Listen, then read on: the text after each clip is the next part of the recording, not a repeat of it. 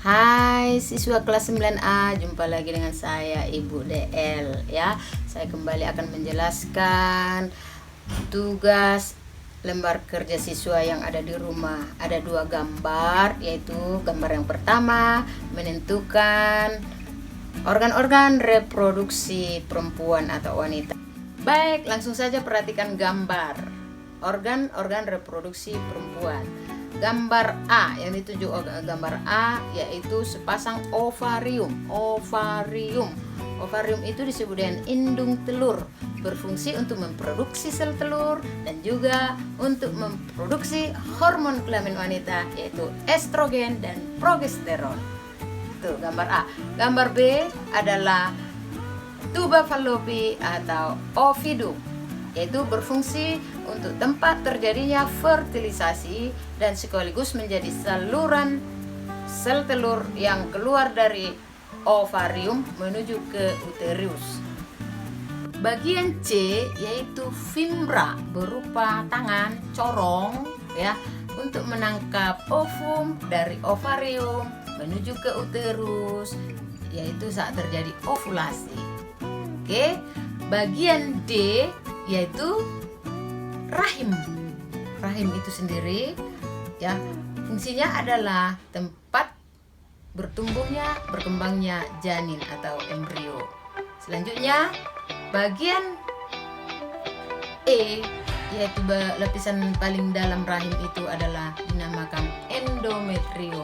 Disinilah melekatnya nanti embrio pertama sekali menempel, disebutlah itu implantasi, menempel embrio pada dinding endometrium. Bagian F yaitu vagina, yaitu alat kopulasi wanita sekaligus menjadi jalan akses sperma menuju ke rahim bahkan sampai ke tuba fallopi. Fungsi yang lainnya adalah alat atau jalan keluarnya bayi saat proses melahirkan secara normal. Itulah ya mengenai F, vagina. Yang terakhir adalah G yaitu cervix atau leher rahim. Demikian mengenai penjelasan organ-organ reproduksi wanita. Nah, selanjutnya kita akan membahas mengenai organ reproduksi pria, melengkapi sesuai dengan gambar yang ada di LK-mu ya. Di situ ada bagian A. Bagian A adalah penis. Penis itu sebagai alat kopulasi pria ya, atau sebagai alat persetubuhan pria ya. Yang kedua adalah testis atau bagian B. Bagian B adalah testis. Testis berjumlah sepasang dan berfungsi untuk menghasilkan sperma dan hormon pria yaitu testosteron. Selanjutnya yang C.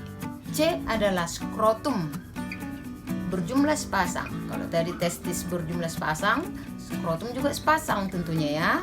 Skrotum itu merupakan kantong pembungkus testis ya, kantong pembungkus testis, dan juga skrotum berfungsi untuk menjaga suhu testis. Yang berikutnya adalah epididymis. Epididymis yaitu menyimpan sperma dalam waktu sementara atau sebagai tempat pematangan sperma. Yang selanjutnya bagian E adalah vas deferens. Vas deferens disebutlah itu saluran sperma, mengangkut sel sperma dari epididymis. Ketika sel sperma sudah matang, diangkut dari epididymis menuju ke kantong sperma ya.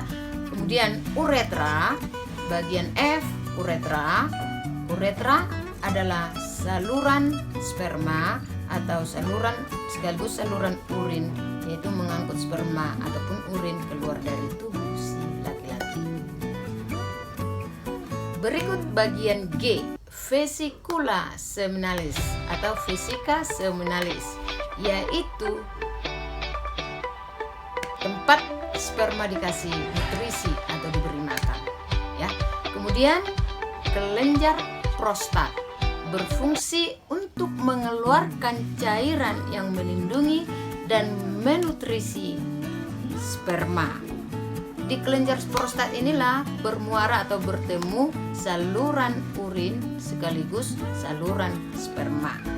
Selanjutnya yang terakhir adalah kelenjar Cowper, yaitu berfungsi menghasilkan getah basa bagi sperma.